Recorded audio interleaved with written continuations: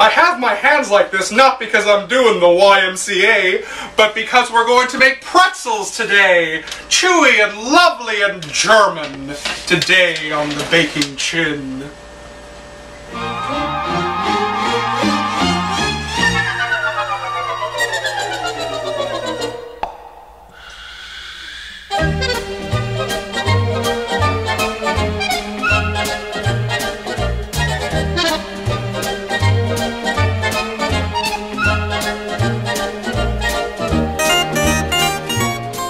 Hello, my name is Ian Chin, and welcome to the Baking Chin, the show that tries to show that baking is fun, easy, and I think rather appealing. Now today we're going to make pretzels, and I think these are very lovely and apparently very in style nowadays.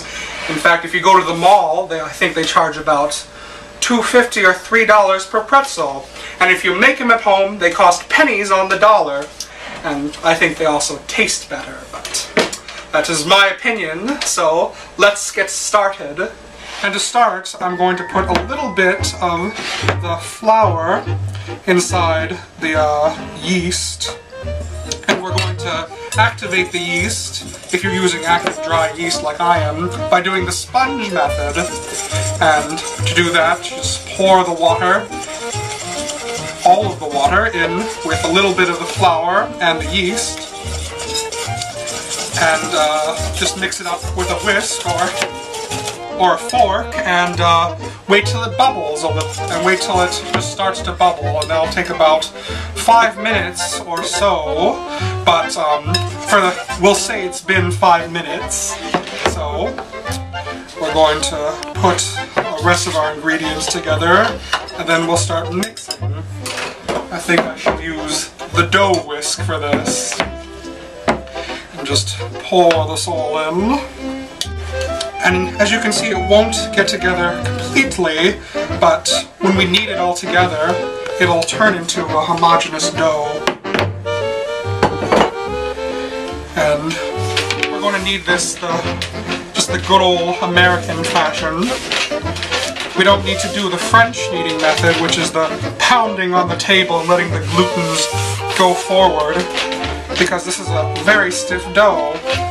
And after about 5 minutes or so, 5 to 7 minutes, depending on how forceful you are with your hands, it should be very smooth, like so. And now we shall put it in a bowl, the same bowl, because you don't want to just re-dirty it, and add a little lubrication for insurance that it comes out.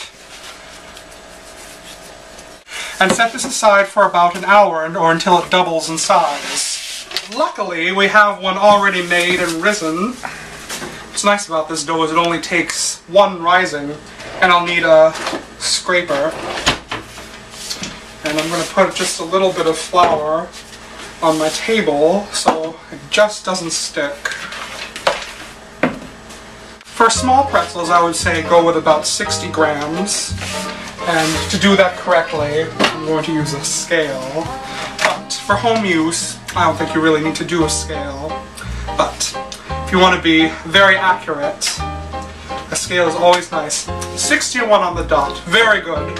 But as I said, you don't need to quite do that, but it's always nice to have. And it ensures that all of your things are exactly the same size. And for bigger ones, I would go with about 150 grams. 162, good enough. Now just form this into a rope. It should be roughly, I'd say, for the mini ones, about 12 inches. And you want to do this like we did the baguettes, just gentle enough. You have to be rough with it, but you should be gentle enough so you don't break the skin too much, because whenever you break the skin, it'll show up in the finished pretzel. I said this should be about, I'd say, 12 or 8 inches. As you can see, I've left it just a little bigger over here, and I'm going to form it this way so you can see it, and just go like that, and like that. You have a nice, cute little pretzel. And now for the batard. I'm not going to show you how to make the boule. And with this one, actually, you can make a roll. I think I'll make a roll. These are very nice dinner rolls, by the way. And to make the batard, it's just like we made the baguettes. You take one end like this, put it this way, and like so, flatten it, then like this, then flatten it, and then very softly, so as not to break the skin or the surface tension, we start rolling it. I like it pointy at the end, but if you don't like a pointy end, don't do it. Just make a rounder type of thing, and there you go. And just let this rise like this. And also, it's important to cover this with a tea towel. I happen to not have a tea towel, so I'll use part of the set. Here are some that have already risen. And this is a solution I have here, and this is very important. This is integral to making good pretzels. This is a solution of warm water, about 2 liters of warm water, and 1 cup of baking soda. That's baking soda, not baking powder. You could also use a solution of water and lye, but that's a little more dangerous. You can't really put your hand in lye unless you want to go to the doctor. If you really like your doctor, maybe that's not such a bad thing. Alright, so what we shall do is we're going to dip these into the solution. And we're just submerging it 5 to 3 seconds, and then flip, then 5 to 3 seconds, 1, 2, 3, 4, 5, and take it out. And if you're wondering why I'm not boiling these, the boiling method's actually, that's for bagels. Now something else that's nice to do is, if you have a very sharp knife, or a serrated knife, or one of these neat loms, you can make some cuts. Or to make a cut here.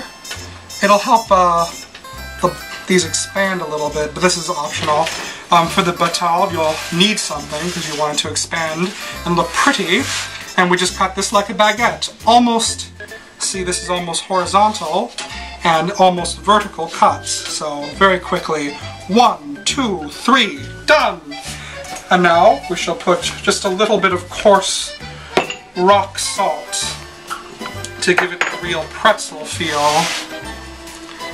Also, this dough isn't quite as salty as some American doughs, so the salt is really nice on this. Gives it a little crunch too. But don't be too heavy-handed.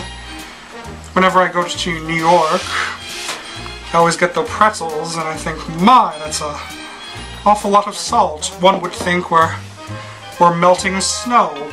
And now put this in a preheated 450 degrees F, and that's 260 degrees C, oven for about 20 minutes, rotating halfway through. You'll be surprised how much these brown up. Where's Molly? Gotta find Molly. Molly, what are you doing in there? You hiding from the new kitten? You gotta be kidding me. And here are the finished pretzels. They're awfully hot, so I'm not going to touch them with my hands.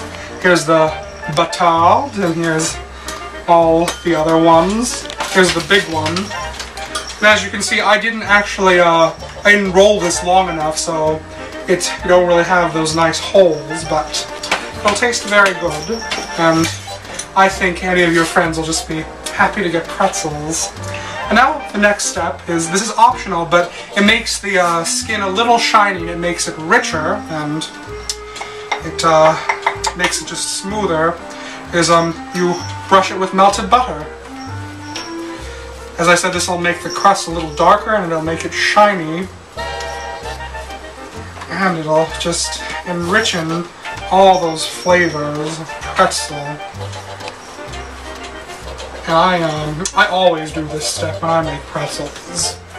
But as I said, if you're saving calories, you don't need to. You can also use olive oil too, if you so chose. You can serve, these are very nice with beer, they're very nice with mustard, or they're very nice alone. And if you make something like this batard, you could make it into a sandwich loaf. Those are all very, very good options to do. I'm going to try one of these hot ones because I want to try them fresh for the flavor. And it's awfully hot. And it's awfully good. The butter just enhances all of the natural pretzel flavors, and if you get them right out of the oven, they're also very crunchy. So these are very delightful, and they make me just want to do the pretzel. And look at all the things you can do with pretzel dough. You're not limited to just the pretzel shape. And as I said, you could do the batard, the pan polka. You could even make these cute little dinner rolls, which are very nice for dinner parties. And all your guests will think, "My, where'd you buy these?" But you know you made these for pennies on the dollar. And they taste awfully, awfully good. So, thank you very much for joining me today on the Baking Chin. My name is Ian Chin, and as always, I wish you happy baking. Wunderbar, wunderbar, what a perfect night for love. Here am I, here you are. Why, it's truly wunderbar, wunderbar, wunderbar.